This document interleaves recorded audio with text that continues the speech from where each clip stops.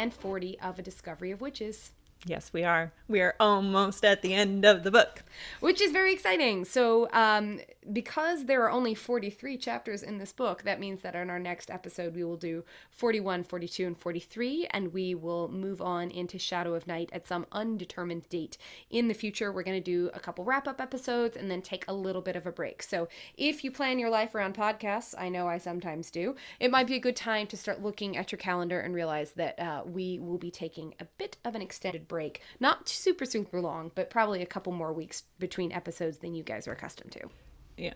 Just enough time to get our brains together and our notes together and our plan together for Shadow of Night. And start rethinking how we're going to do Shadow of Night along with the incoming TV series and all the other stuff. TV show! Right! And all the other stuff that is happening. So, you know, we have The World of All Souls being published at the beginning of May, and we have the TV series coming. And so we just have to work out some timing issues with our other lives. And then once we've done that, we will be ready to come back in and enjoy Matthew and Diana's life in the past. But for now, I think that since we don't really have any admin notes, except for to push our Facebook group one more time, thank you for those of you who have joined. We're super excited to have any new members anytime, any day, anywhere, anything you want to do or say, come and join us. Yes, and we are the Chamomile and Clove Clovers on Facebook, which you can also find through our Facebook page for the podcast, Chamomile and Clove. And you can find the link to that on our website also. And we've just been having some really good discussion about the book over there.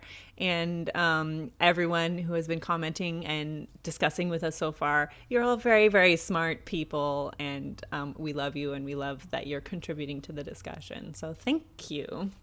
We love that you are smart and you are kind, and hopefully we can build a corner of the internet where we can enjoy something that we love together, where everyone is having a great time and being good humans. Without much further ado, I think I'll go ahead and do the chapter breakdown, if you don't mind. When we left Matthew and Diana at the end of chapter 37, Diana was dying. In chapter 37, she comes abruptly back to life because Marcus and Miriam and Matthew have applied life-saving measures. They assure her that she will not become a vampire unless Diana herself is so close to death that Miriam can do nothing else. As she is recovering, they finally get her back to the house. They get her to be stable. She drifts into unconsciousness, and then we spend a number of pages sort of going back and forth out of consciousness with Diana's recovery. We get snippets of everything that is going on around her until we really get to what I think is one of the most important parts of the chapter, which is the conversation with M about the goddess and responsibility and Matthew. By the end of the chapter, Diana appears to be somewhat recovered, and they make the decision to time walk in order to find Diana a teacher in time. In chapter 39, we talk about how to teach time walking. We do some hand-wavy, timey-wimey nonsense about how you get from point A to point B in the fourth dimension. But that's all right, because we're interrupted by Nathaniel and Sophie Wilson, who arrive sent by Nathaniel's mother, Agatha, in order to find something, quote-unquote, for the baby. It turns out that Sophie is pregnant and that the baby is a witch. We get the first mention of a mysterious character named Kit, and we get two items that it appears Diana will need to guide her in the time walking. Both of these items frighten Matthew. He turns even paler. And then at the end of the chapter, it appears that he has made some decisions. In chapter 40, we practice our time walking a little bit, going from Hop Barn back to fireworks to all sorts of places. Hamish arrives. He delivers some rather dire warnings. There's a lot of signing. There's a lot of portentous talking. There's a lot of squabbling. And then at the very end of the chapter, we begin to talk about our leave taking in preparation for Matthew and Diana time walking to a destination unknown. Did I miss anything? No, I don't think so. Okay. I think you did very well. Except that there's also a lot of male posturing. Right. I was going to talk about testosterone poisoning when we get there. to it. Because that's a lot of things. There's a lot of alpha-ing going on. There's a lot of heteronormativity, which is real weird for a house that's owned by lesbians. Yeah. Who knew? Who knew? Who knew? Yeah, how is it that we have, like, a lot of male posturing in the one scene in the entire book where there are, like, 3 queer characters together? That's a feat. I don't know. All right. Anyways, I digress.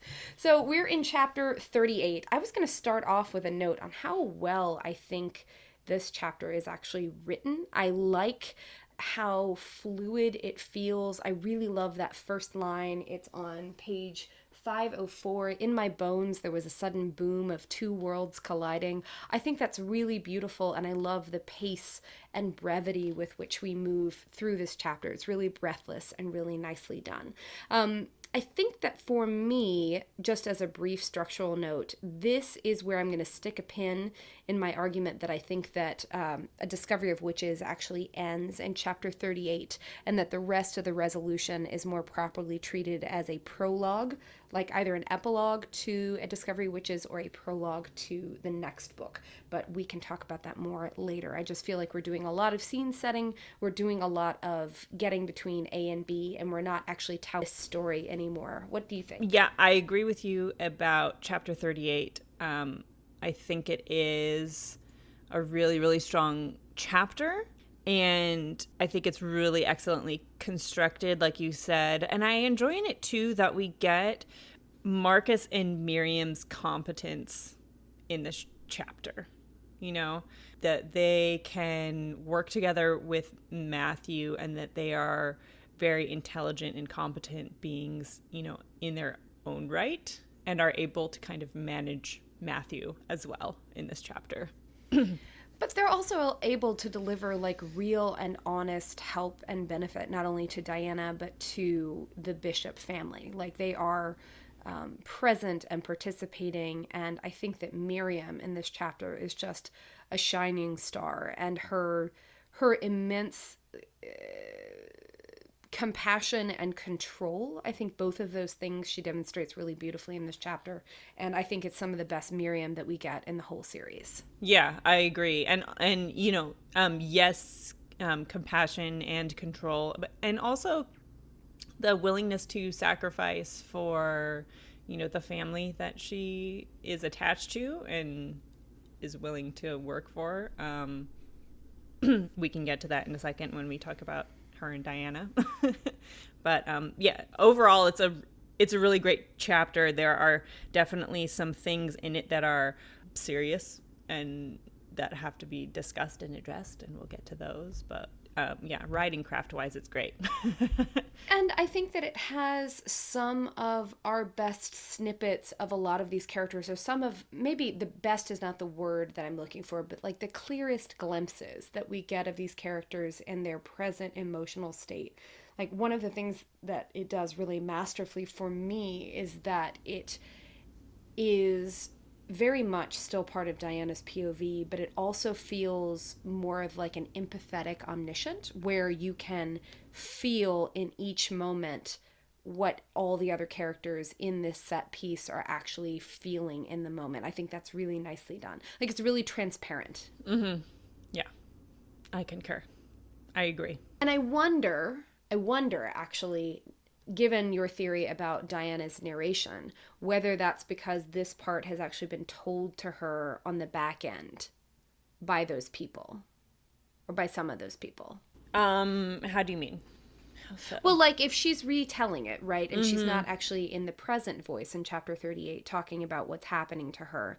Maybe those characters have relayed to her how they felt in that moment, and that's why she's able to tell it this way with such transparency.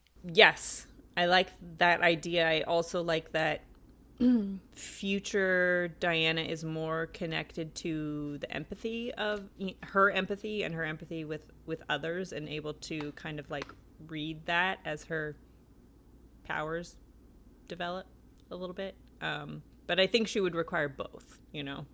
So Miriam is older than Matthew. Yes, she is.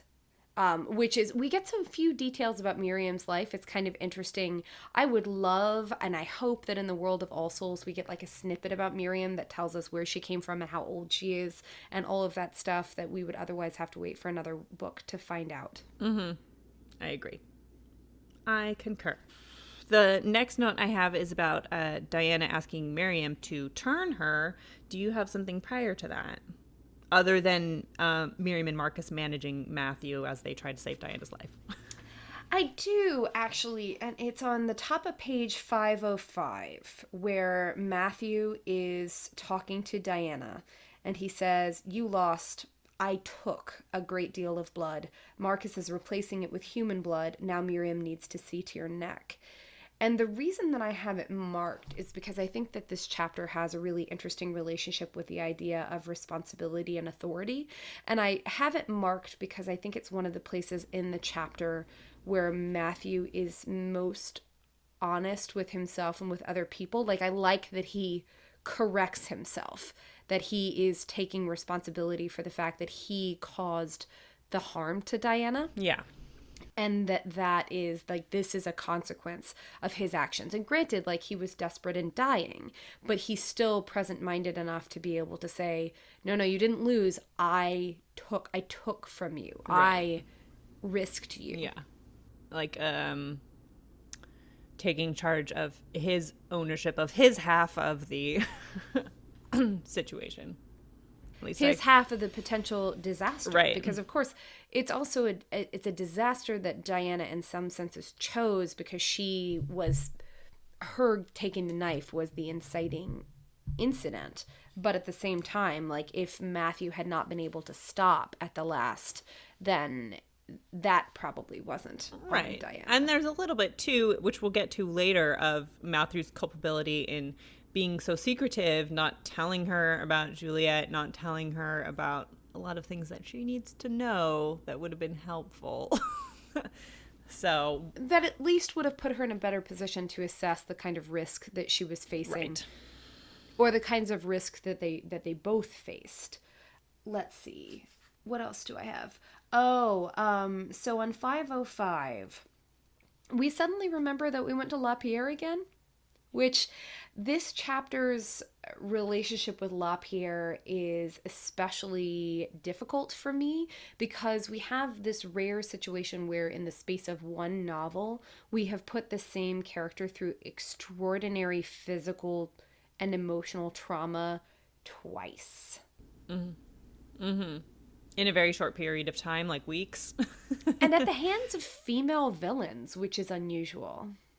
And that's not necessarily the part that's, like, uncomfortable for me. I think it's just that we are trying to reckon with so much emotional and physical damage that doing so twice in the space of one book feels really, like, if you sit with it for a bit, like, it feels really overwhelming. And the only reason it doesn't while you're reading it is because the book sort of goes LaPierre, la la la la la la la la la, woo, you know.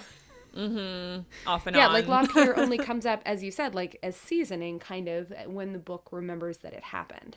And so having that mention of LaPierre in there kind of throws me out a bit, because I'm like, whoa. Like, we've done this to Diana twice. And while it may be, like, a great character thing to sort of torture your characters and, like, make them go through stuff, this seems excessive. Right.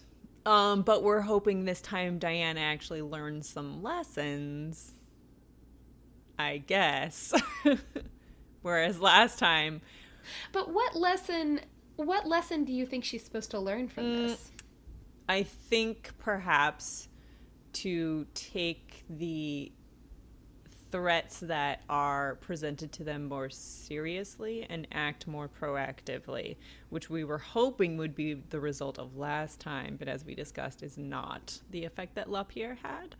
And a little bit of making Diana reckon with her identity, her magic, her use of magic, etc.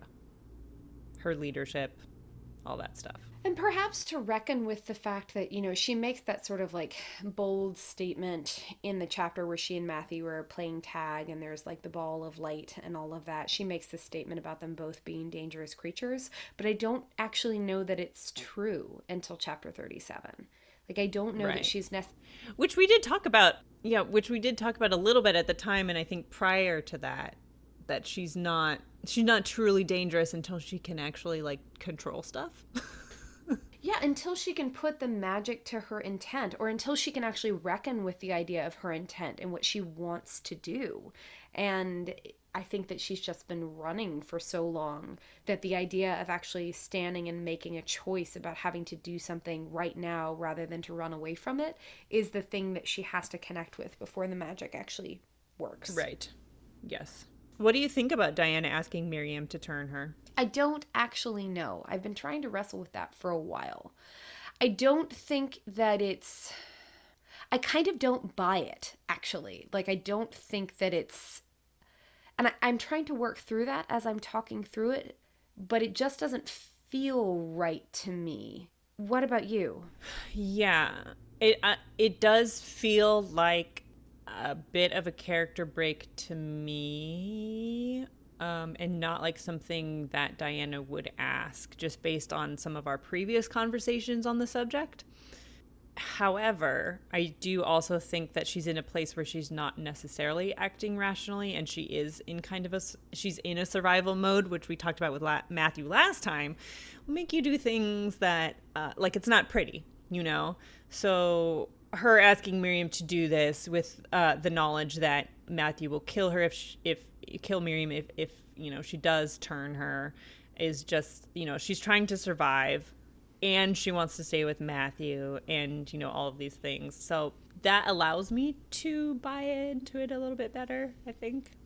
Maybe better. I mean, it's not the kind of thing where it upsets me or like breaks her character for me too much, other than that it seems to come from a position of extremis. Like, I don't actually think that that's a thing that Diana really truly wants. It just seems like a way not to face eternity, like a way not to face the end. And that's very human, and that's very, I can see why she would say that, but it just doesn't. We've spent so much time, especially with Matthew, reinforcing the idea that Diana cannot be anything but who she is.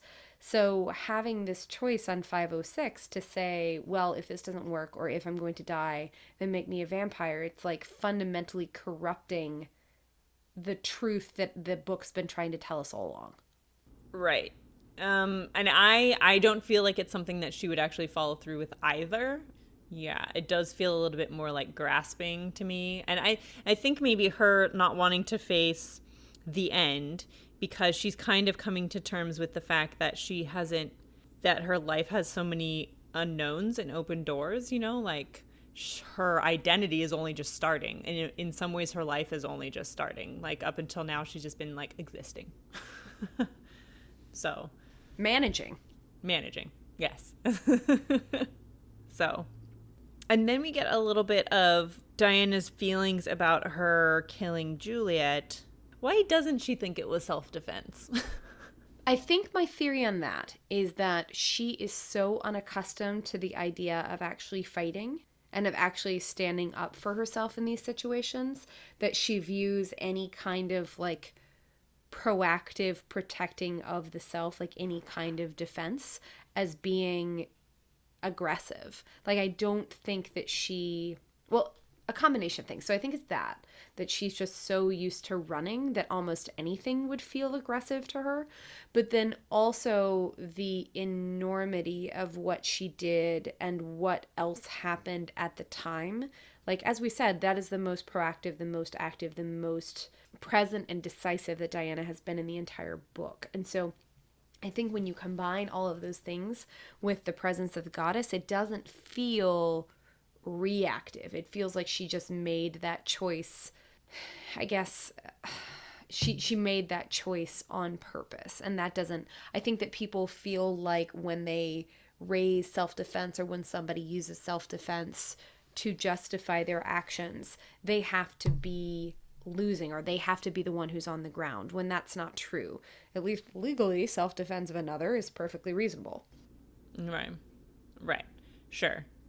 Do you think it's a little bit that she is backpedaling? Like, she was like, yeah, I did this thing. I was forced into a corner and I really had to do it. And at the time it was the right decision. And now I'm backpedaling because I wasn't ready for it. Like, you know, like I wasn't in a place where my identity was going to allow for me to make that kind of choice. Yes, and I also think that, like, Diana at this point in the course of this book, we have watched her have to reckon with the idea of death.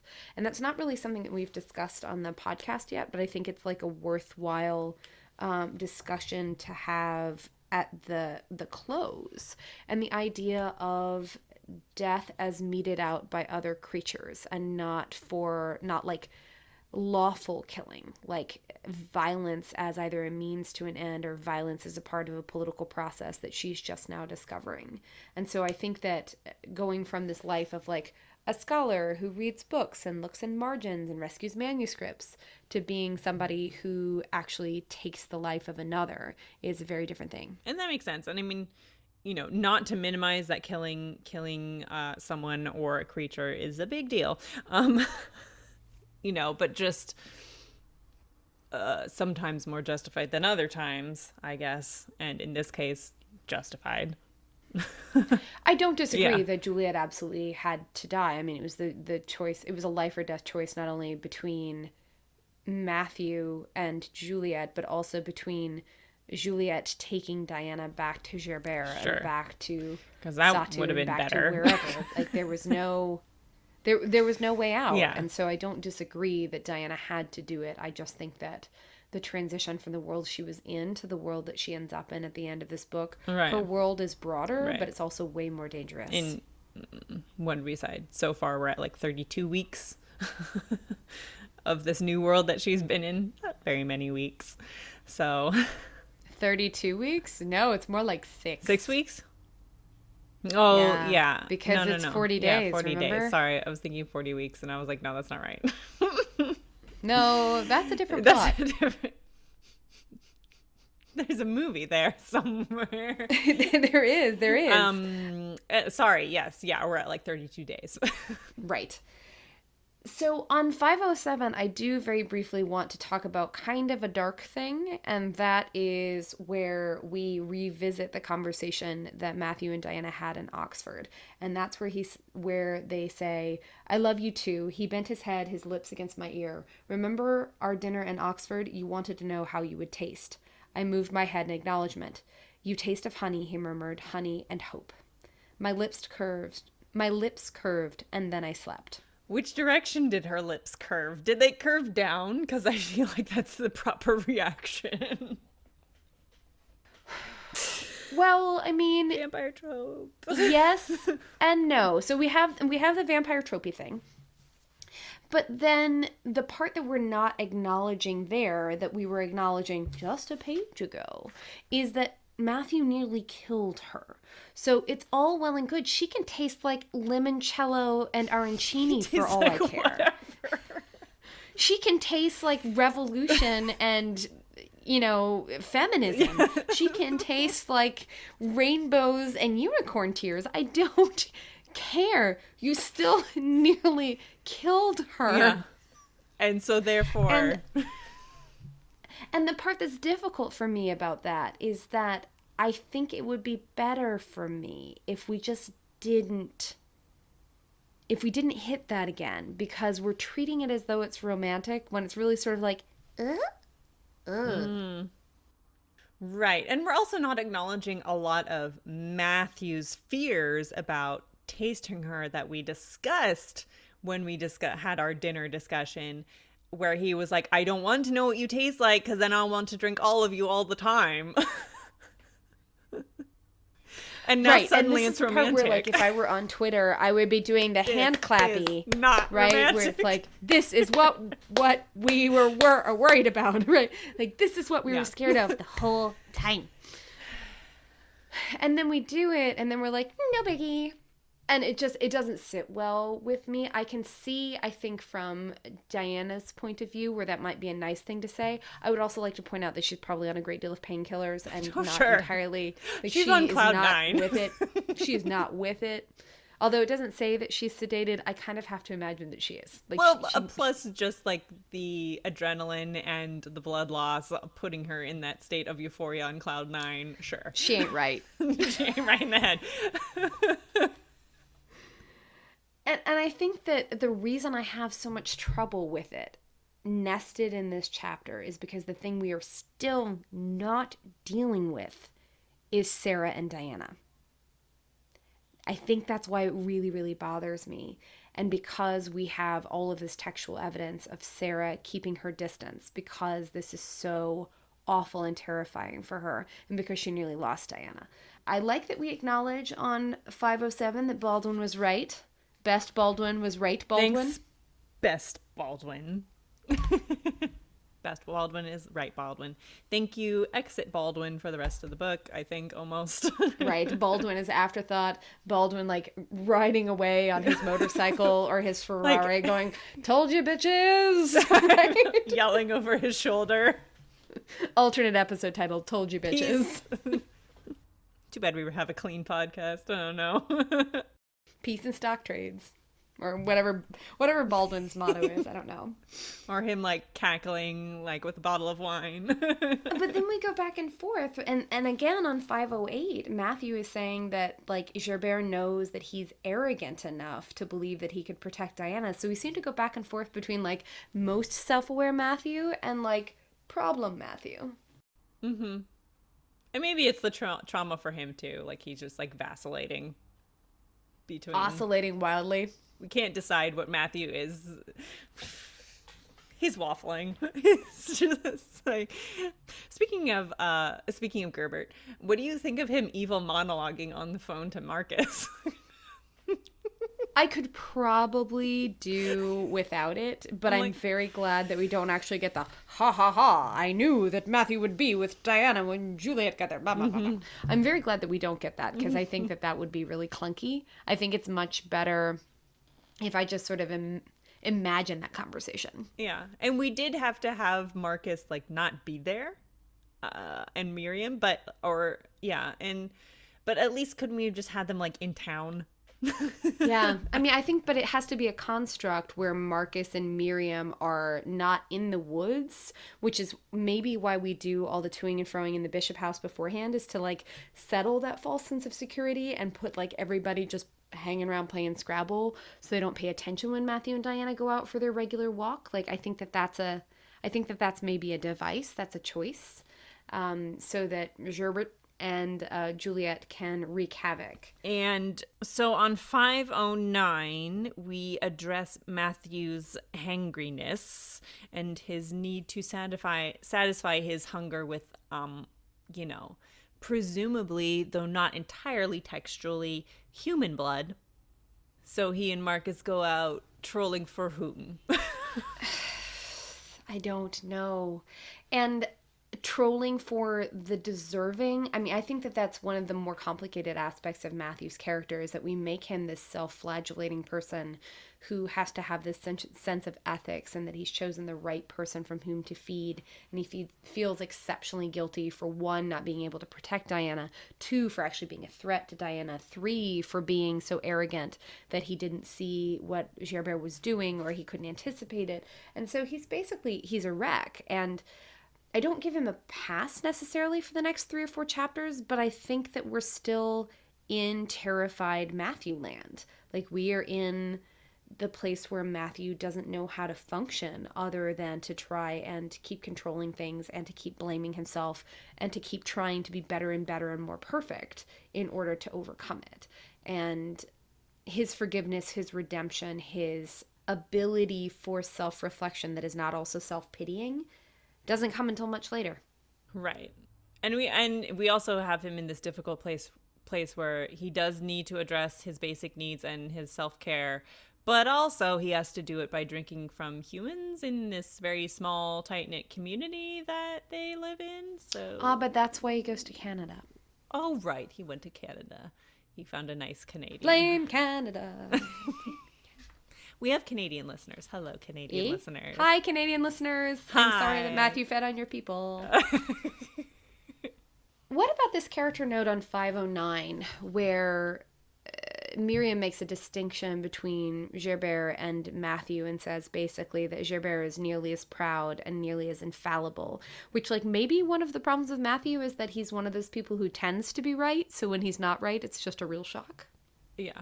Or just an assumption that he is, and you're like, oh. You know what they say about assumptions. They make behinds out of you and me. Are we really Yes. a clean podcast? I don't remember. Oh, okay. Sorry. We've managed to be clean for however many, 16 episodes now. 16 episodes. A family-friendly. I've managed to be We clean both for have. 16 episodes. It's Hallelujah. shocking until this one. But, you know, it's also evening time listeners, and we were both imbibing in some wine, and the vampires would approve, and that's fine. What was I saying?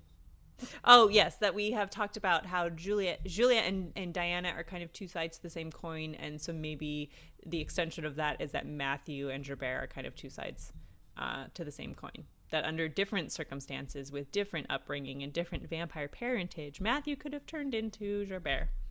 Now I'm trying to imagine Matthew as Pope. Anyways.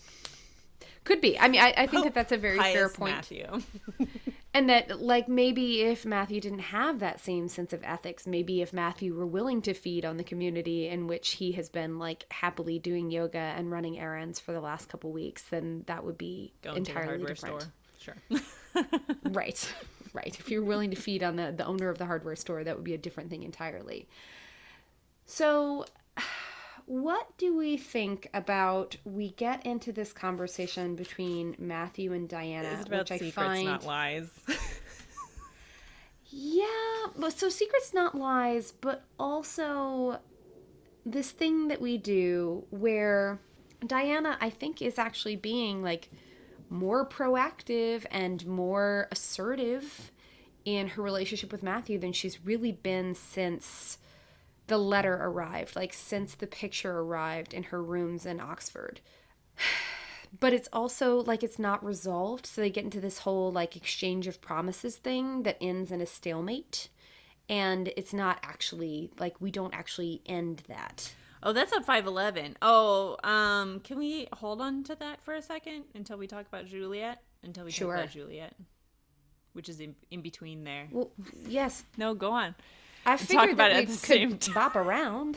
No, we cannot. We have to go in the exact order of the chapter. Fine. All right. Let's talk about Juliet. We run Secrets Not Lies before that. Secrets Not Lies is on 510. I'm sorry. It's still too soon. I'm still angry, and I can't look at that and not be angry about it. And it's not even from the same book. So are we angry about it? So that now really actually kind of like niggles at me because I'm like, was that an organic concept or did it come from somewhere else? And if it did, that's fine. I mean, I think it's a very useful device for this kind of relationship, but it sort of makes me wonder. And I think that Diana's absolutely right to come back at him and say, like, after he does this business, like, your secrets are your own, but no lies. And she's like, yeah, what about Juliet, dude? Mm-hmm. And he's no, like, I think that she's absolutely right to do that. And I am just wondering if it is borrowed, whether it's borrowed or just like made up for this story. Do we think it's an appropriate device for their relationship? Because we have certainly gotten lies already. Yeah, and maybe that's the thing, is that when it's used in the other place, it is because the character who's telling the story can't be fully honest about a lot of things. Whereas in this story, we're using it mostly to refer to Diana, who is not the person with the most knowledge. No. And saying, yeah, I mean, we've definitely gotten lies, and if not straight lies, half-truths, veiled truths, whatever, from Matthew, white lies, whatever you want to call them, not truth. In addition to secrets. Right. What is the unofficial, like, what is the unofficial subtitle of this book? Like, Matthew does things and then blames them on being a vampire? Like, does patriarchal stuff and blames it on being a vampire? The other place, by the way, in case anyone who hasn't read Outlander is wondering, is Outlander, the first Outlander book. So don't add us about Outlander. We've got to find another like book series. Look, to when start you come up with things secrets, to. not lies in this book, and we've read Outlander, how can we not talk about Outlander? I know, but then we're gonna have to we're gonna find a way to work in like the Hunger Games or like the Mortal Instruments or something. Like we have to broaden Hey, our look, scope. I love the Hunger Games, and if any of those things come up in these books, I will happily talk about them. How's that? Grand. Sounds good to me. Shall we talk about Page Juliet? 510, we have to do like a little note on Juliet.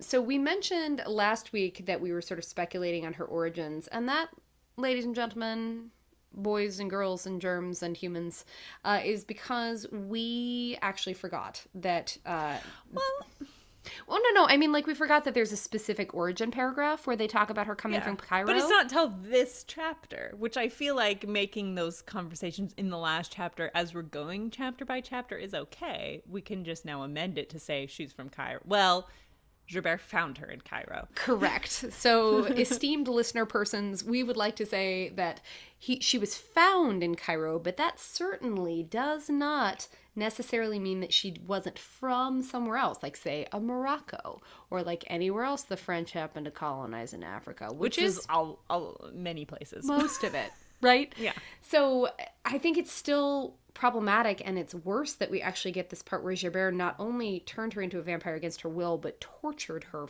first. Yeah. And found her in a brothel, so like her life was not great to begin with.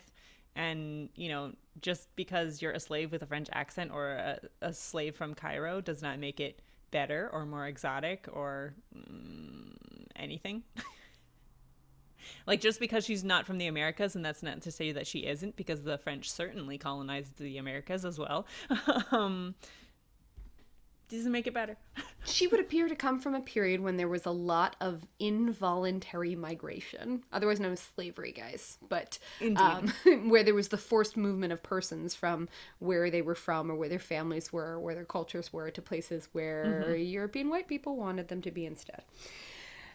So, Juliet is still hard for me in that respect because I think that it's one of the things we didn't really get to say about this last week or last episode, just to sort of put a capstone on it, is that the reason that we care so much about this is that when you choose to set your speculative fiction book in a universe that is like our universe adjacent and where everything about our universe theoretically remains the same, like you have so much historical detail and everything, but then there are also witches and vampires and demons, then you have to realize that the people that you are modeling your characters off of have a context, and you can't just pick them up and pluck them out of their context and use them without realizing that you might be coding them in a certain way, or you might be asking, say, a female enslaved person of color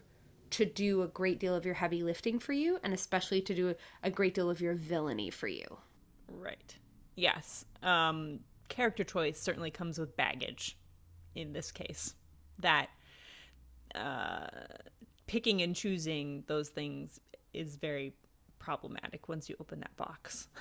When you open that box in a world that is like our world plus or our world adjacent, I would make as a counterpoint a Nnedi Okofor's speculative fiction book Benti, which is sort of about space travel, and many of the characters in that series, and in fact the lead character is a character of color, and it's just a different universe where people have a lot of the attributes of character or people of color in our universe, but they have none of the history. They're just in a different place. And so I think that you run into trouble when you do that halfway as well. So I would point you to like Robert Jordan's Wheel of Time series, which I grew up loving, but has like a lot of analogs to like real people and real history and real cultures that are not very helpful because they're kind of like halfway lifted. And he's like, these really aren't the Japanese. I'm not saying anything about the Japanese, but I do have these like weird samurai things happening. And you're going, right. So yeah. Anyways, that's the capstone. It's just to say that like there's a lot that comes with doing this, and that because of the way that we use Juliet, it kind of gives me pause and makes me turn my head to the side a bit. Right. Yes. Sorry. Digression. No. Don't apologize. We also get more of Matthew's history with Juliet, and we do get him again taking ownership with his actions and saying, she was what I thought I wanted. She was in this perfectly presented package, and I figured it out almost too late. And mea culpa, lo siento. Well, he But does then say it's all the you know, wrong reasons, and it sort of leaves it open for you to determine what those reasons were. maybe she was very sexy. He was thinking with his vampire pants. With the black hole in the crotch area. Right. Look, we've established that as canon. You can't make that face at me. True. Okay, now we have the you can talk about the promises. Stalemate. Well, so 511. he is like, you will not mess with life and death. The same way he says, you will not mess with time. And she says, you won't tell me to leave you ever again, because that's a reasonable thing to demand. But also... They're both being so reasonable. Right. Well, the thing that I think is interesting about this is, number one, it's Diana actively pushing back against Matthew being sort of imperious and being, like, trying to control her out of fear.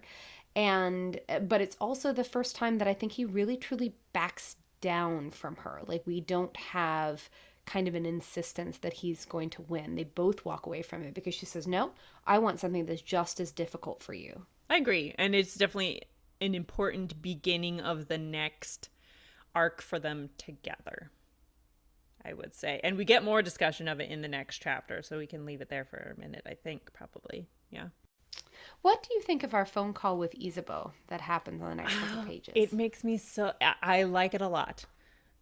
It also makes me so sad because it's very much Diana reaching out for a maternal figure and thinking of Isabeau more as like her mother in this situation and not reaching out for Sarah. So I love it on the one hand where it's Diana utilizing her found family and knowing that somebody will be there for her. On the other hand, it's heartbreaking because that person isn't Sarah.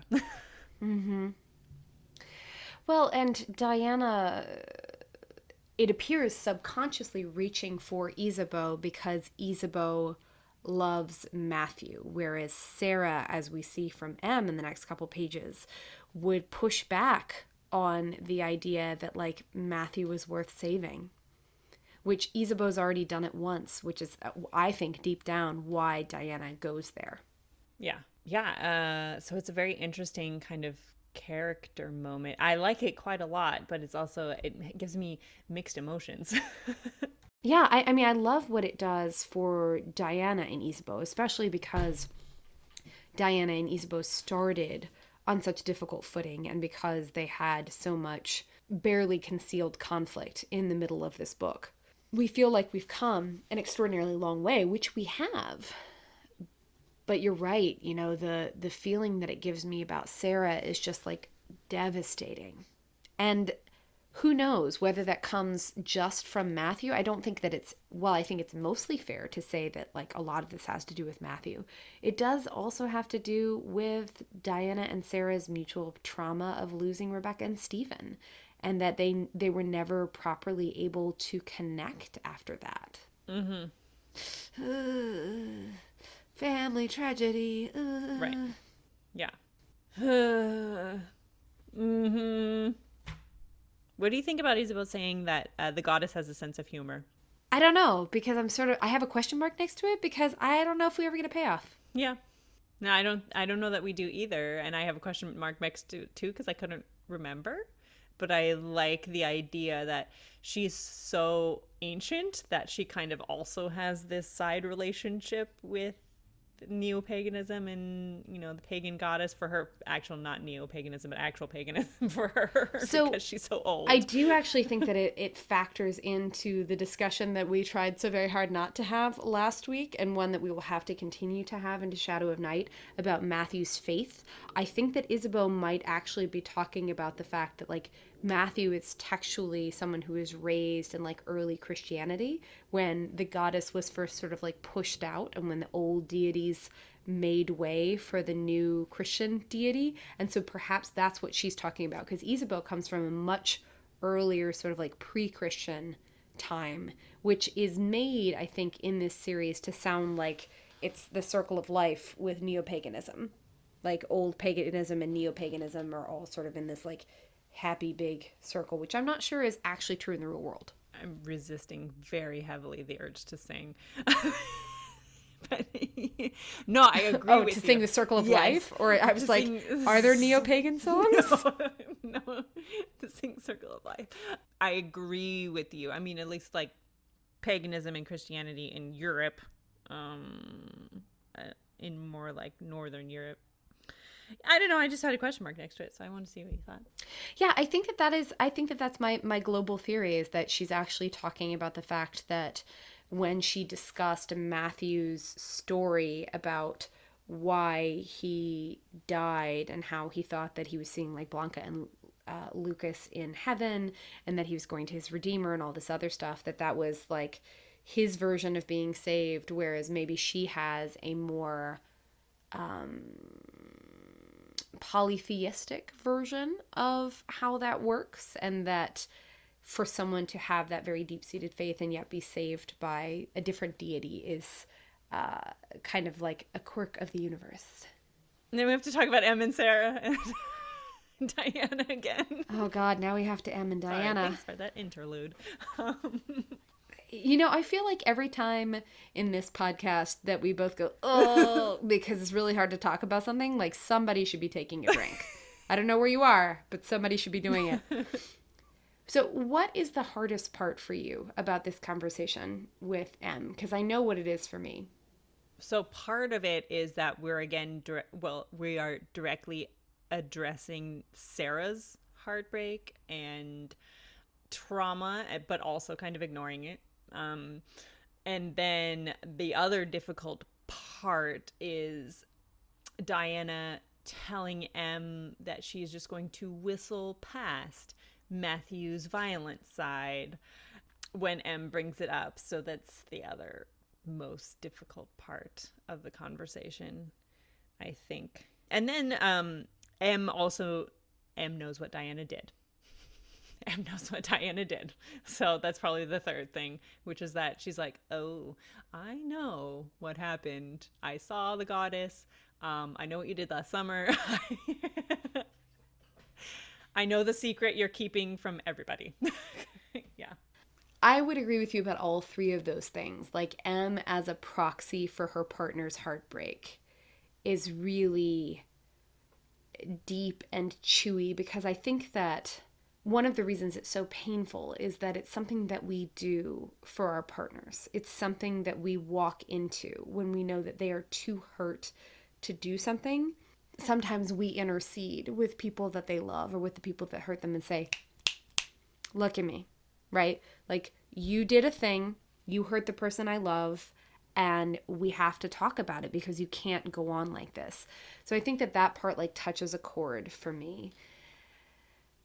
The part that I talked about in the real-time reading that I have the most difficulty with is the fact that Em is a character who is speaking to Diana about the inherent danger of the kind of relationship that she and Matthew have, and the text brushes it away. And Diana just textually says, nope, and doesn't want to deal with it. And I find that to be really troubling because, as we've said, like, not only can that be really triggering, but I also worry for Diana. And I recognize that, like, she's not in her right mind, that she's been nearly killed twice in the space of 40 days, that she's, you know, physically depleted and emotionally depleted and frightened and all of those things. And I still don't like it, because if Diana is as smart and as sensitive and as capable as the text is telling us, then why isn't she listening to somebody who loves her? And for you listeners, this is page 514, which is all I have in my notes, and all I needed to have in bold was page 514. And I think, though, this time we can say, well, she's, you know, tired, she's had this near-death situation, but she has also textually in the past brushed it aside, though not as directly. She's kind of indirectly whistled past the murder and etc. And But I also think that, and here's like a broader, more global theory about Diana in the All Souls trilogy. And that is Diana learning how to really truly love and how to do it right. And that loving people also means holding them accountable. And I think that when she starts the series and like she loves Em and Sarah, that's not really what I'm talking about.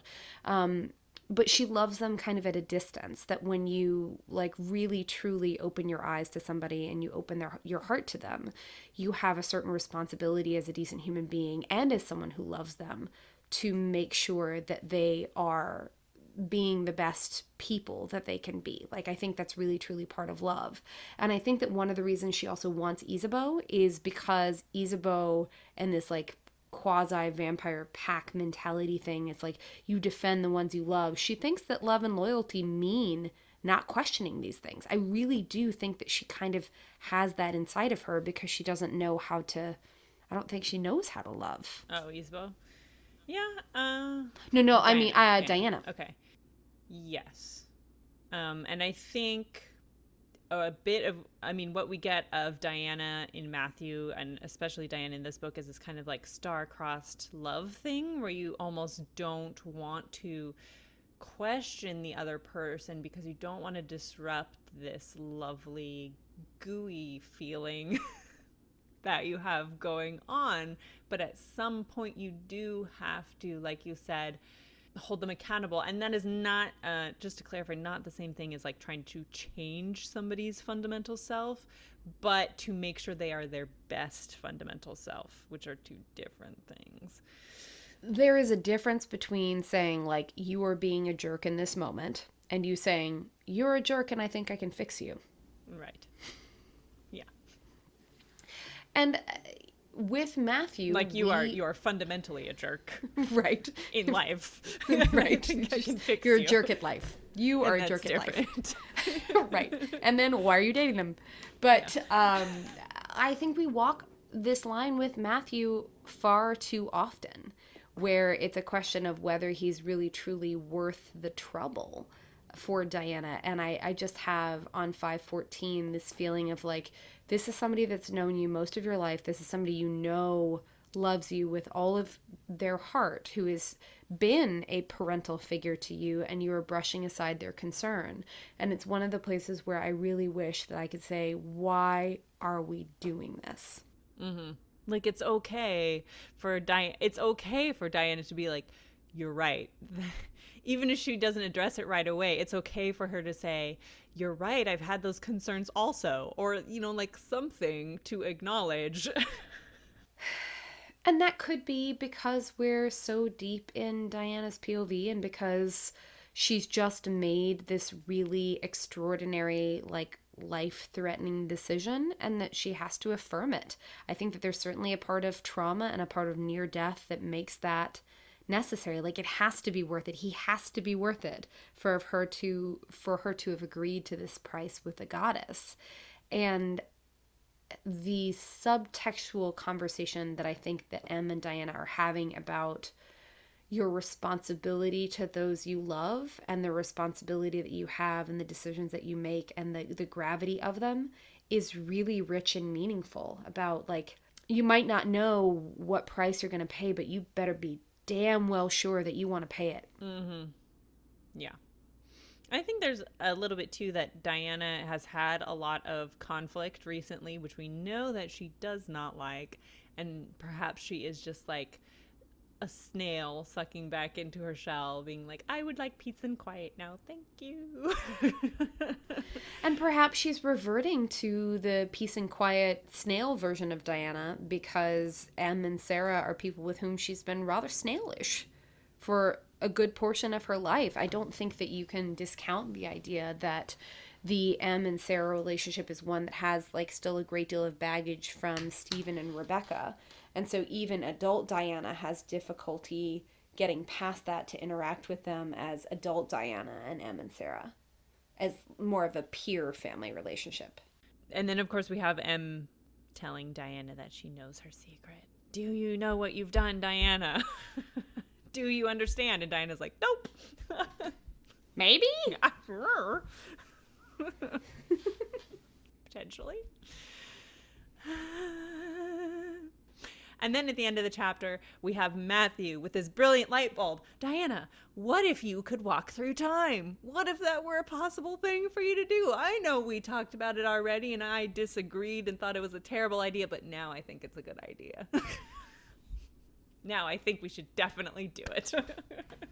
Now that it's my idea. Now that it's my idea. Thank you. That's exactly what I was reading. I was like, oh, so it's your idea now, so it's fine.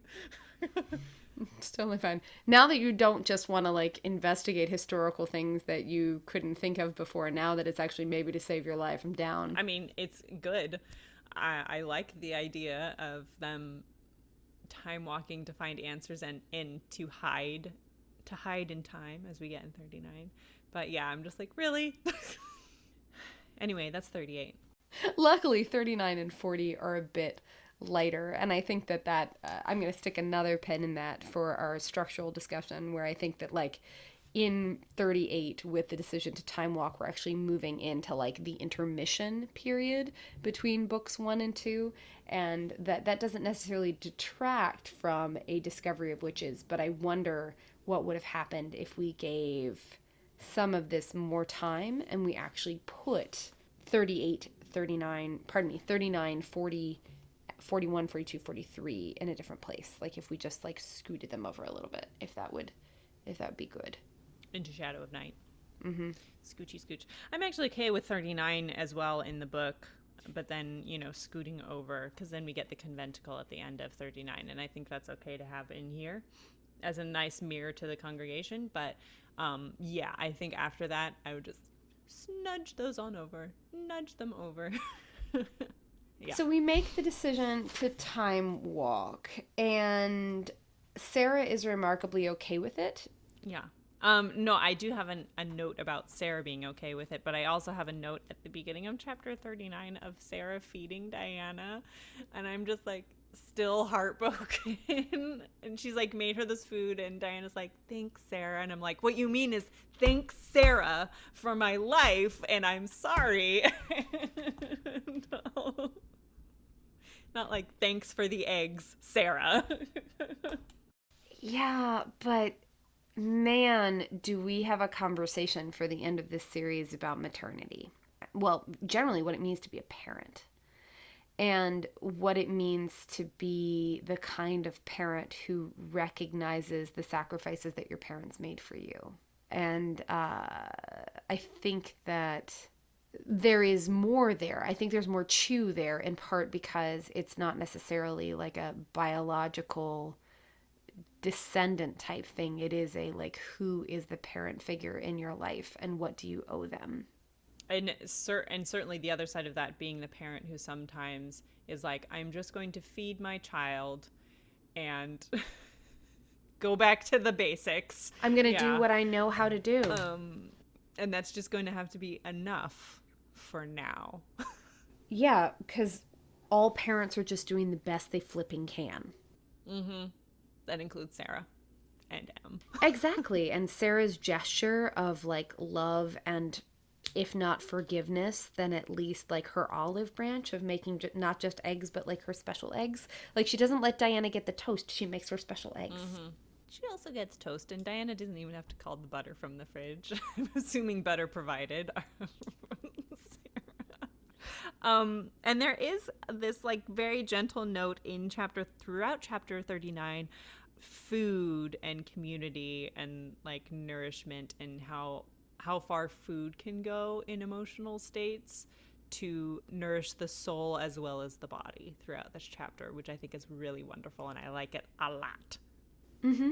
Okay. Well, and how sharing things in a dining room around a table at meal times, how sharing the ritual of breaking bread, even if some people aren't doing it, it's part of how you build, like, part of family is satisfying basic needs together in the same space. Yeah, I like that quite a lot, and I know this is a little bit further in the chapter, but I also like Em participating and Em quietly being this mediating influence and ensuring that everyone has all of the things that are just for them, that will satisfy them and comfort them in these situations. You know, making sure everyone has the drinks that they want, making sure everyone has the food that they like, which goes a long way. And she does it very quietly in the background. We have this like note of her like baking in the background, and then we have cookies and vanilla nuts and wine and milk, and I like it a lot. Is that a comment on, do we think that's a necessarily female role, or is it just M's personality? I think it's very much M's personality. I think it goes back even to the beginning of the book when we were talking about M being the mediator in the relationship, even between Diana and Sarah, and her being kind of like the peacemaker between the three of them. And I think that extends out to this new kind of like found family that we're building, of her just being like the calming, domestic influence. And I don't think it speaks to femininity necessarily as it does just to like M. See, I maybe think that there is a comment on at least female identifying persons and emotional labor somewhere in there, and just about how M is the person who is making the damned effort. Like, she is the one who is trying to make everybody else comfortable, because we've already, like, we haven't really addressed M's feelings, but they're clearly very difficult. And in the moment where like the house tries to like shut everybody in the dining room, and where Sarah tries to kick everybody out, like M has some complicated emotions, but she is in a position to subsume them because she has decided to make it flipping work, and to like make everyone feel welcome, and to make everyone feel like they belong, which requires something of her. It has to. Right. Yeah. Yeah. And I think you are right that conversation is definitely there, particularly in 39 and 40 when we get so much male posturing. And maybe that's the commentary. Like, maybe that's the side bit where it's about, we have this contrast between the males sort of like butting heads, and the females, or at least like one of the females, taking charge and being like, quietly taking charge and saying like, no, you're home. I will make this a home for everyone if I have to. Yeah. Yeah. Yeah, they'd all starve without M, and like likely not have clean linens or anything. Nowhere to sleep. Nothing. I mean, the house provides the rooms, as we know, but you need towels and stuff too. So you need domesticity. So on 521, Sarah sort of agrees to the time walking, and that kind of breaks my heart a little bit too, because she's acknowledging that she can't help Diana anymore, that whatever it is they were trying wasn't a success, and that they have to go someplace else, which is a sad bit of surrender. And then we do a lot of like, well, this is how time walking works, and I sort of fast forward through the time walking. I like that everybody else has very strong objections to the time walking, and Sarah's the one who says like, okay, and her opinion is the one that overrides everybody else's objections, because she is the matriarch of the Bishop household. And she's like, I'm not, super thrilled about it, but I think it is the best idea out of all of the terrible ideas, and so therefore I'm okay with it. And then everybody else kind of like, it's assumed everyone else falls into line with it a bit, at least in this scene. Yeah, except for that note of the reason that Sarah's opinion matters is because Sarah is the only other person who Matthew will accept having a claim to Diana. Right. Sorry. What? Because I hate to bring up the patriarchy. I really do. I do think it's nicely balanced, though, with Sarah being the matriarch of the Bishop house. Like, what she says goes, and everybody's like, all right. Right. No, I do think it's nicely balanced. I just maybe would prefer to talk about the patriarchy than about the mechanics of time walking. Oh, yeah, the mechanics of time walking. My favorite, bananas, like, capper to that whole thing is on 522, Diana being like, the science of it still worries me. And I'm like, well, that's because it's magic in this case and not science at all, even though we name drop Einstein and talk about relativity and the elasticity of time, which doesn't help. No, just let it be magic. Just let it be magic. Let it be magic. Magic it out, guys. Yeah. And I mean, that's a difficult road to walk when you're in a fantasy story of any kind. Trying to insert science into a fantasy story is always very discordant. And it is in this case as well. And I'm like, let's just time walk. It's magic. She can time walk. There's like a place for her. It's fine.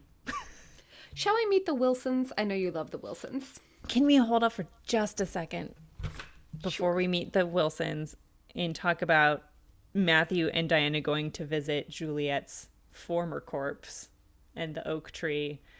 And sure. Okay. Let's do it. Very quickly. So they go out.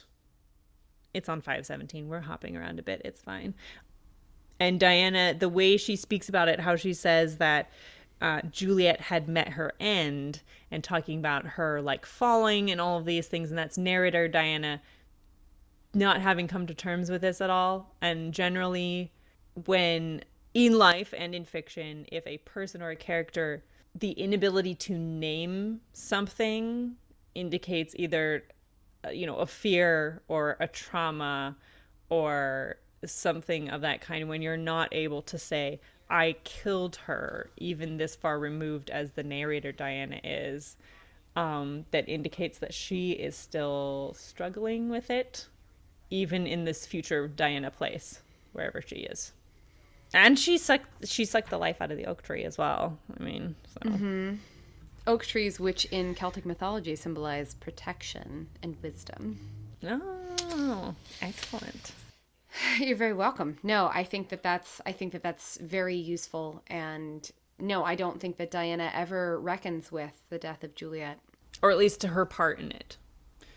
Or she's unable to kind of put those things together. At least, as far as, we've gotten in her timeline of her as the narrator of these books, potentially. Anyway, the Wilsons. We were talking about the Wilsons. I love them. Well, I love Sophie. Nathaniel for me is spiky. I don't think there is. He's spiky. I don't think there's enough of him. He is not as well drawn as some of the other characters. To me, we get a lot of like blocky, like male posturing from Nathaniel, and not much else, and not a lot of personality. So Nathaniel's difficult for me. Which is strange because we get so much more nuance from a lot of other male characters. I wonder why we choose to do this sort of like posturing demonstrative thing right here at the end. Like why this is where we choose to go at the denouement of this book. I don't know. It's weird. I mean, I think it would be uncomfortable to have that many, people trying to make decisions in the house, but it seems that the straight males are the only ones who have difficulty with that in this book.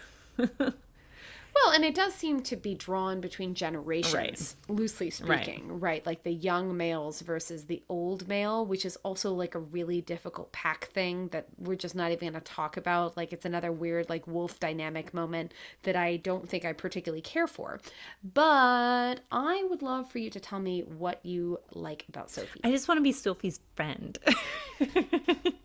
I think... Do you want her to make you a face jug? The face jug is problematic for me because I could see it going to the side of creepy as well as lovely, like depending on the skill of the potter. So I think as textual that she's a very good potter. So I'd be okay with that. I just think that she's super delightful and she brings this kind of like charm and ease to this whole situation where she just like, it's not that she doesn't care, but she's not concerned. She ain't worried. She's like, I got my cookies and milk. That's all I need. Bless her sweet heart, though, on 524, where she says, what you feel, it's me. My people were witches and I came out wrong. I know. And my heart just... Boo-boo. Baby. My heart just breaks. And I think it's successful for me in helping to broaden the perspective of the conflict, and that it's not just about Matthew and Diana, it's about all these other things in creature genetics. And the reason that it works so successfully for me to break that open is because if we're going to challenge the idea that people should be separate, or challenge the idea that people should be one way or another, then having a character who's a little bit conflicted because they feel like they're not as they were supposed to be or not as they were expected to be is quite powerful. Definitely. And to have that character need our protagonist's help, because she cannot provide the safety and refuge for herself or her child, and neither can her family, and she needs what Matthew and Diana have. And she needs Diana to be bigger. Like, she needs Diana to grow.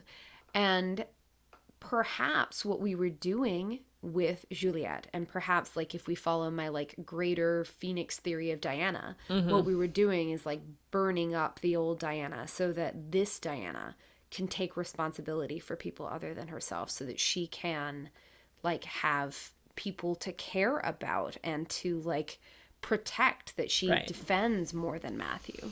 Right. And I like the idea that Matthew is not enough for Diana to be bigger and better Diana. And generally in romances, we turn towards the idea that the partner is enough. Like, they are enough. They make me into the person I ought to be, which is not as rich as it could be.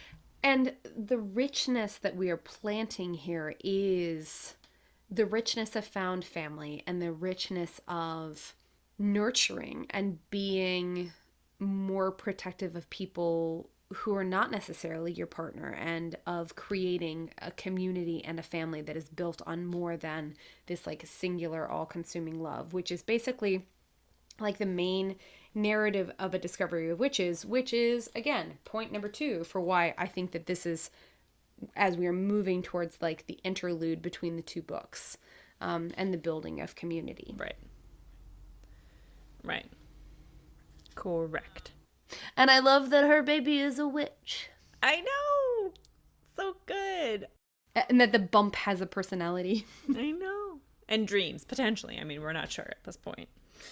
And not only does Sophie need something from Matthew and Diana, she also happens to have something that Matthew and Diana need very desperately for this whole time walking plan to work out. Oh man, do I love seeing Matthew on his heels. Like, I love it so much.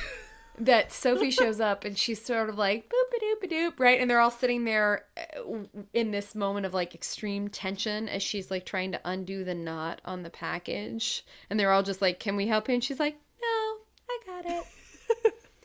And then, phoom, right. Goddess. Mm-hmm. Yeah.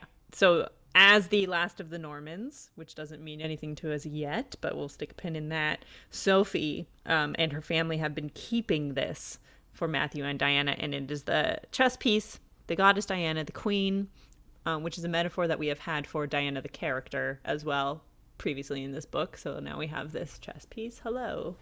And Matthew's kind of like, rah? Well, it's a big metaphor too. I mean, the queen, the goddess, the freedom of movement, the omnipresence, like, all of those things are, like, big, weighty things. And I love watching Matthew, the arrogant Matthew, the perennially prepared Matthew, the know-it-all, be like, oh. Yeah, he doesn't quite know what to do with this. I mean, he and Hamish have had the conversation of Diana as the queen, the chess piece, previously, very early in the book. So I like coming back to it now. And this kind of helps them decide halfway what time they might need to go to. The house helps them decide the other half of the time that they might need to go to. The house and Diana's ancestors, which reinforces the idea that this is a stable time loop. That, like, Diana's people and Diana's family has always been... You don't think? Or you don't want me to say that? It does. No, it does. Yes. But also, until we get to Shadow of Night and ruin it. But currently, do we can make the ruin yes. it, or are we just misunderstanding it because the characters misunderstand it? I think we will have to revisit it.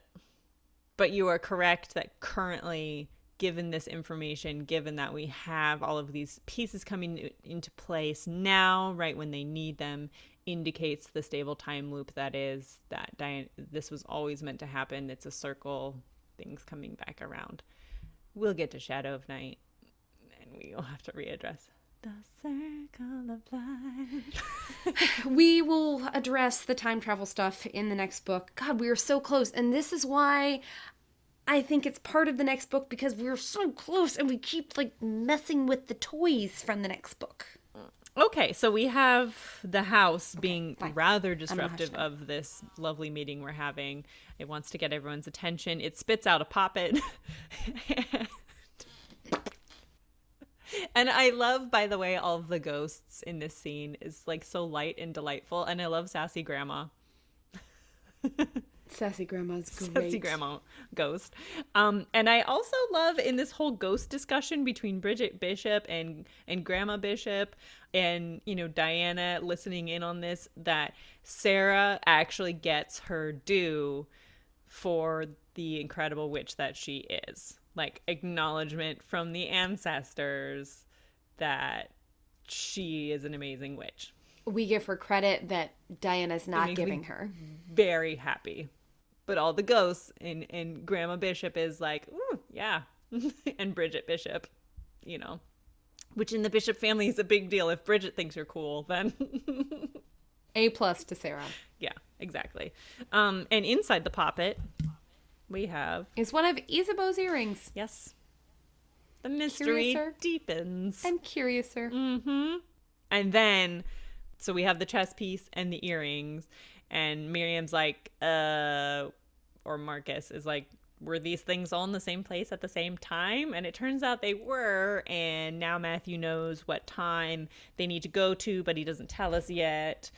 And then at the end of the chapter on 532, we get the formation of the conventicle. Yes. And at one point you wanted to talk about Diana's role or lack thereof in the formation of the conventicle. Do you have thoughts? Yeah, because they are all drawn to Diana, but she does not take responsibility for that currently. So all of these creatures are together in this now conventicle, this grouping of 9, with, if we're counting the baby, and next chapter, actual 9 walking, talking individuals. She does not acknowledge that currently, even though this is her, like, she is the matriarch of this family, but not yet. So, which is frustrating in this moment, but would be more frustrating if she never actually acknowledged it ever. Absolutely. And so we end chapter 39 on that note and move into chapter 40, which most of chapter 40 for me is a lot of housekeeping about like how to actually get Diana ready to do the time walking. But I think that there's also some chewy stuff in there about like paternity and authority and the difference between like different kinds of authority and different kinds of capability that Matthew is. I mean, I think it's textual that Matthew's a bit of a fuddy-duddy. Yeah. And we have, like, on the second page of chapter 40, them saying to Matthew, you have to stop telling people what to do. Like, particularly Marcus and Nathaniel. And I do like that Marcus and Nathaniel have a bit of a bromance going on because they're the two younger, you know, gentlemen in this. The young bucks. The young bucks. Look, we can get to the patriarchy in a second. Sure. But yeah, I mean, like them coming out, and I think it is Diana who's like, you have to stop telling them what to do. You have to stop. But why on 535 do we characterize this as testosterone poisoning? Is that just like an attempt at humor that falls a bit flat? Or is this actually about masculinity? Because I don't know that it is. we certainly have some like really imperious female characters in the course of the All Souls trilogy. So I don't know that this is necessarily a commentary on masculinity, and characterizing like this boorishness as being solely masculine. I'm sorry, Diana can be real boorish herself. Yeah, I think it does a lot of disservice to the male characters to call it testosterone poisoning, and it's very superficial. Like, it doesn't get to the actual root of the problem, which is this disconnect between Matthew's time and Matthew's old way of doing things and the newer, Marcus's time and the newer way of doing things, and this awkward transition period to newer, better Matthew.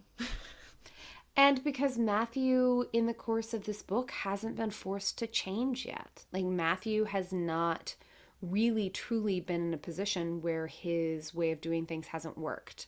I mean, there are times when like things have gotten out of his control, but he hasn't reached that same point of identity crisis that Diana has, where her old method of problem solving isn't working for her. He's not there. Like, he may be baby steps, like here and there, like something doesn't work and he adjusts momentarily, but he reverts really quickly. Yeah.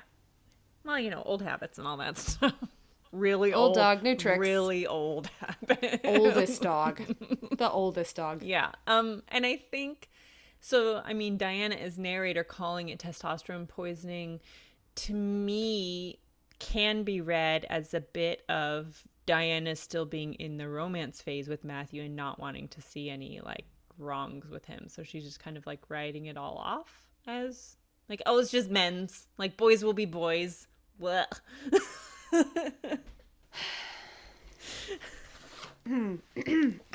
Yeah. Hum. There's lots of posturing. There's a lot of posturing, which isn't so much. Which I think would be fine. Like, I would have a better relationship with this kind of conflict, the old way of doing things versus the new, or like the fact that Matthew really is being kind of single-minded and not saying to Nathaniel, this is all that's really required. It's to say, like, I am about to take Diana to a place where, like, she will not be safe without these immunizations, and therefore I'm going to bring them into the house, and it's our house, and you are a guest here, but I want you to be on notice that this is a thing I'm about to do so that you and Sophie can be prepared for it. That's all that needs to happen. But, like, Matthew's lack of consideration for anybody else's... And proactivity, again. Right. Like, he's just being reactive to Nathaniel instead of being proactive and being like, maybe people would be concerned if I was bringing smallpox into the house. Maybe that's something that would happen. And I should tell people. I don't know. Yeah. Wouldn't you all love some smallpox? Yes, please. I am going to be introducing it to the household. As a surprise. Your pregnant wife. Surprise. Surprise pox. Surprise.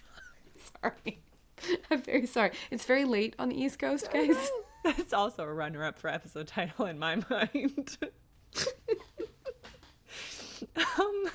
Yeah, it's not unreasonable. None of Nathaniel's concerns are unreasonable to me. They're just presented in a way that makes him seem unreasonable, but you're like, but actually, that's like a legitimate thing to be pissed about.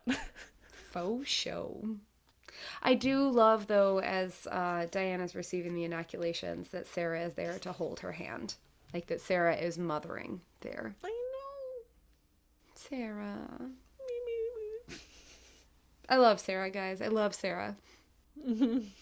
Lots and lots and lots. What else do we have to talk about in this chapter? Oh, we have Hamish. Yay! We do have Hamish, and we have Hamish showing up and being very Hamishy, which is to say... It's been so long, Hamish. Yeah, he is like a shot of scotch, He is like a bit of vinegar to come in here and be like, whoa. Like, this is all nonsense. I know that you As were your very lawyer. much like in the moment, but this is crazy. I feel like the rhythms of my speech have been very influenced by Queer Eye, and I feel like I need to dial it back ever so slightly because I'm talking like Jonathan. Yeah. Y'all, watch the new Queer Eye, Sure. first of all. It's on You know, Netflix. Hamish is coming You will in thank with us. like his Bond Street realness, and he is giving me James Bond, he's giving me Q, he's giving me M, he's giving me all the things at once. Yes, Hunty, yes! Come on, Boopy, show me the light. And that is your Queer Eye diversion for tonight? That's real good. I love Hamish so much, and I'm so happy that he's back. Somebody needs to be the legal side of things. Somebody needs to put thought into this. Somebody needs to rein Matthew in. So, just like two things. We glide over 549, where Sophie says, "They will come for us, Nathaniel. I have seen That's it." not ominous. Like, but the reason that I'm kind of like, why do we glide over it is because, again, like, we are so distant from the conflict that we need moments like this to bring us back to the idea that, like, this isn't just happening, like, in the microcosm of the Bishop house. There's other stuff going on. But then I also wonder, like, if Sophie has seen it, is there not an alternate future where, like, this is a thing that happens? Or is that just a nightmare? Is that a premonition? Is that like a... What is that if we are about to do the time walk thing, and if we think this is a fixed time loop? Well, the assumption that we have to make in this book is if she says that, and we have textual evidence of a stable time loop, that that is a thing that will be happening in our future. And that's all I'm going to say. For now. So we glide over this thing that Sophie says, but then we go into the really deep Hamish bits where he's like, "Hey, Diana, like, you think you know Matthew, but I know Matthew. And there is more here." What do you think makes Hamish say that? What prompts him? I think because he does, on the one hand, actually factually know more about Matthew than Diana does. Like the ins and outs, the nuts and bolts, the dirty secrets, etc. Hamish has seen them all. He has smelled all of the dirty laundry, and he knows what's there, so to speak. But also I think we're trying to build a little tension for the next book. And like, well, what's going to happen with Matthew and Diana when we get to the next book? You know, which I don't like as much. I don't. Do you think this is the end of the romance? Like, do we think that this is like the end of the romance and the beginning of like the partnership? Potentially. Yeah. And I think my least charitable view of it is that we're trying to build conflict for the next book. And that does not work for me. So I'd much prefer to read it the other way. Where it's like, will they stay together? What's going to happen with them? You know, structurally, I don't think... Is that... I mean, maybe that's a consequence of like not doing the will they or won't they thing early in the romance, that we have to, like, there's conflict somewhere. And that conflict is like learning how to be together, and the fact that they really don't know each other all that well, which I think works well as conflict, but not when you try to build it up, because I think we can have a conversation when we get there about whether that conflict always existed, like were we always going to that place, or were we trying to build it here to the point that when we get there it's almost overblown. We're gonna have to stick a pin in it. Is it overblown? Let's find out. Let's find out. Sticking so many pens. Mm-hmm. Is it? Question mark? Yeah, we will. How about you be comment on our Facebook when group? We get to Shadow That'd be of Night good. and Book of Life.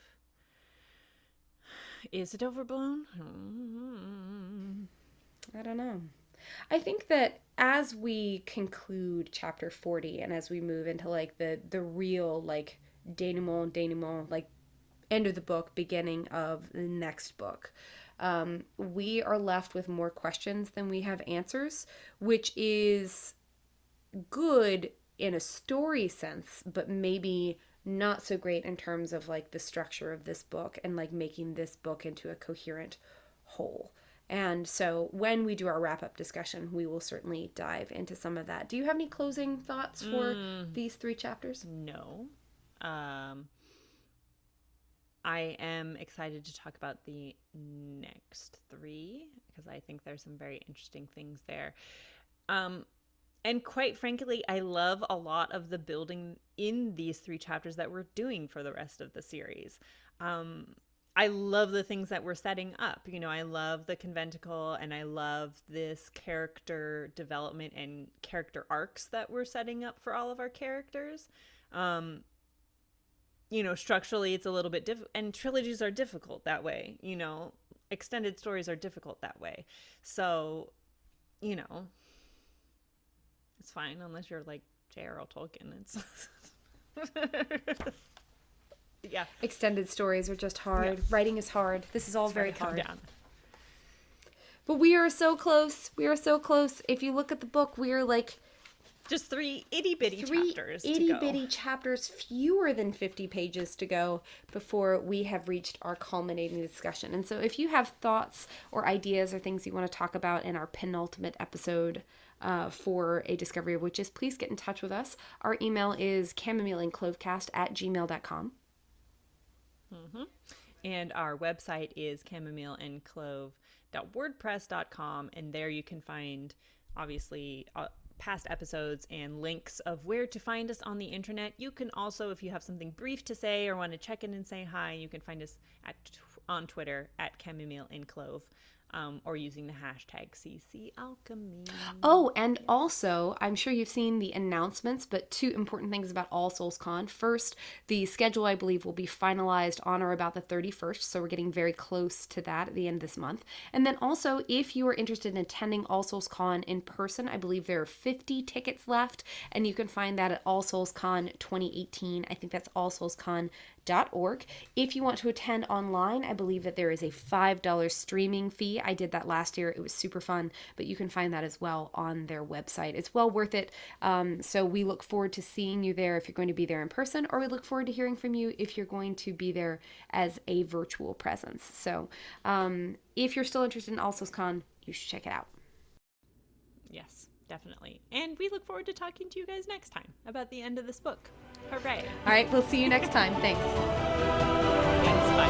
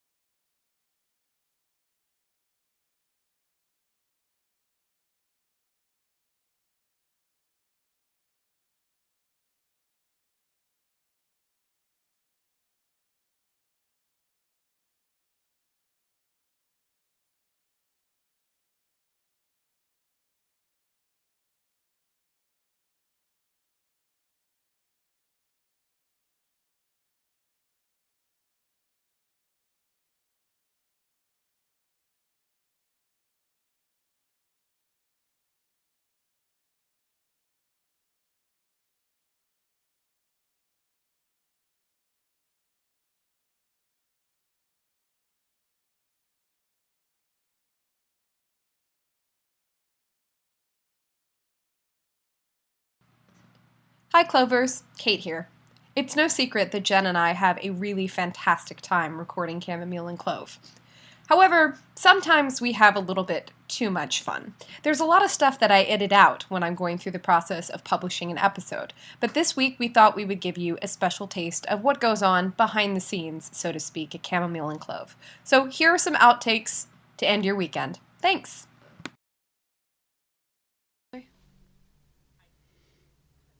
Oh, hooray. Thank you very much, as do you. me. Nah. Mom. Maybe we'll just sing this entire episode. Diana is being a really big twit because she just made a deal with a goddess. Ba-na-na-na-na-na, ba-na-na-na. But also. All right.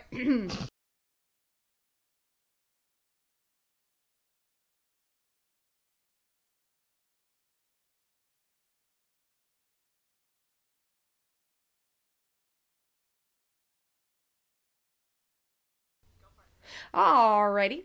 Where we left Matthew and Diana last, Diana was in fact dying in the present tense. But now in chapter 38, we are engaging in life-saving measures. She has... What did I do? Go on. Go on. It's just me. Please continue. I don't even know where I was. Marcus and Matthew... You were on dying in the present tense. That's where you were. Isn't there a Jimmy Buffett song like living and dying in 3/4 time or something? I don't know. Right. Matthew, Marcus, and Miriam engage in some life-saving measures to try and keep Diana from A, really truly dying, and being past tense Diana.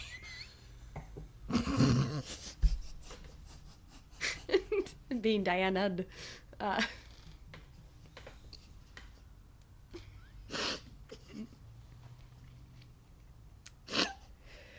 Miriam, Marcus, and Matthew engage in some life-saving measures to try and bring Diana back from the brink of despair. They realize that her body is traumatized, much exposure to vampire blood and vampire teeth and all of those awful things. Damn it, I can't even do this right. No, it's okay. I can't do it either because I'm like, then we have to talk about teeth, and I don't want to talk about teeth. Teeth are awful.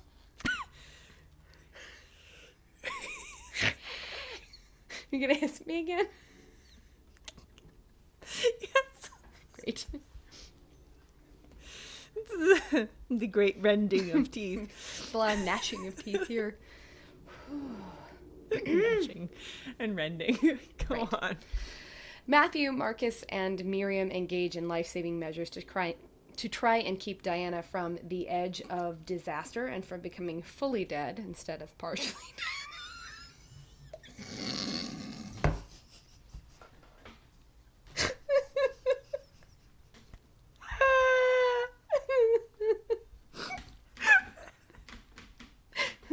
It's only mostly dead. That might have to be the episode title. Mostly dead. Please make it the episode title. And please put all of these different takes at the end as an outtakes, or we could release them specially. We could, absolutely. I'll put them at the end.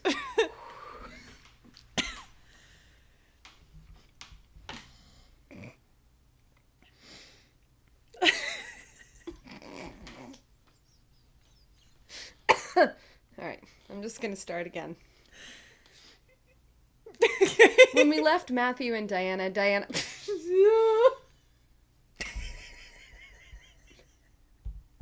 I can do this.